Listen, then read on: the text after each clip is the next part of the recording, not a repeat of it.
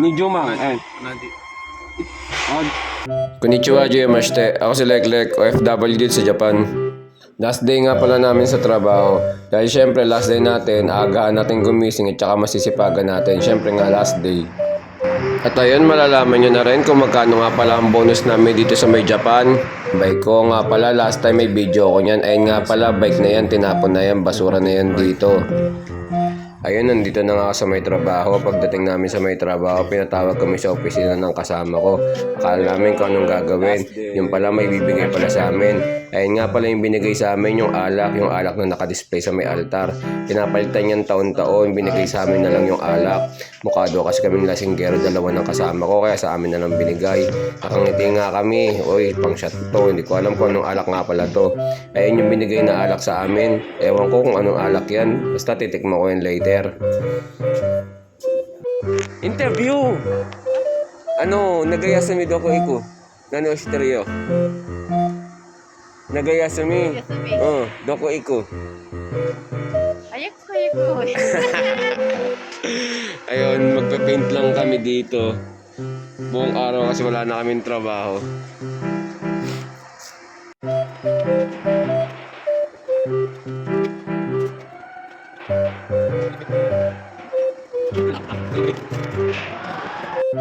Nabigyan kami ng bonus. Hindi natin alam kung magkano. So, nabigyan kami ng bonus. Hindi namin alam magkano. Tignan natin. Manipis. Ikura. Manipis, tabon, ano? Chimang. Tignan natin kung magkano. Senpai, anatano? Ikura. Chimang. Honto, chimang. Ay, nai. Thank you. Arigato dake. Kami dake. Sira, kami dake ne. Kami dake. Anata? Misite. Ani, mang. Dalawang lapad yung ano namin. Kainyo, pakita nyo rin yun sa inyo. Ito yung Boku no Senpai. Sa kanya, titignan natin kung magkano. Baka sa kanya, Jumang, Nimang. Ni Jumang, Oh, dalawa. Senpai. Bisite. Watashi no Senpai. Dai Senpai. Chibang Jutsu.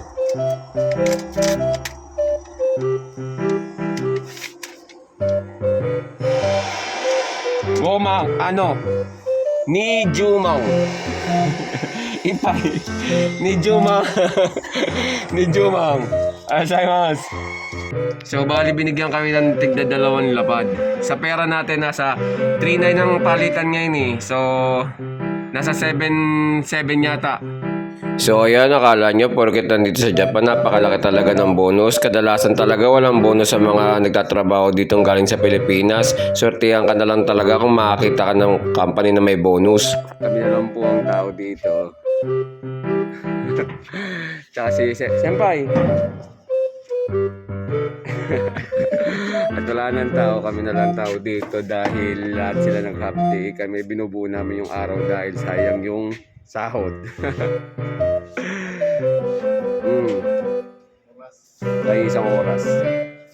At ayun, uwian na nga, nagmamadali ako kasi naisipan ko kumain ng ramen dahil nga may bonus. Ito nga pala iba namin mga kasama sa kaisya namin, mga Chinese lahat yan na namin, punong-puno ng Chinese dito sa may trabaho namin. At ayun na nga, ayan, lagi ko nadadaanan yan, tuwing dadaan ako dyan, laging amoy patay o laging amoy insenso. Ewan ko kung altar yan o kung ano yan, comment down below nga kung alam nyo yan. Ayun, nakarating na nga ako sa may ramen na nakakainan ko. Kahit napakalayo nito, binabay ko talaga.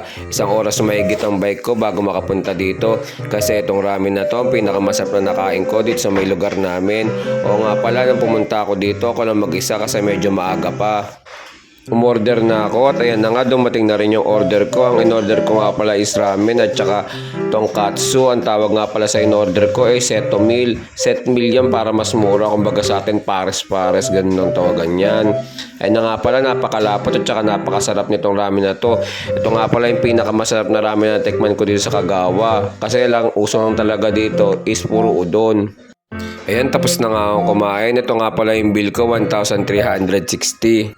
O sa pera natin, kulang-kulang 500 o mahigit kumulang 500. O nga pala, dito sa kinakainan ko, self-checkout dito, hindi kinakailangan na ng kahera. I-scan mo lang yung pinaka-resibo mo o yung pinaka-bill mo, tapos magbabayad ka na. Ihuhulog mo na lang yung pera mo dyan. Tapos yung pinaka-kaha na rin ang bahalang magsukli sa'yo.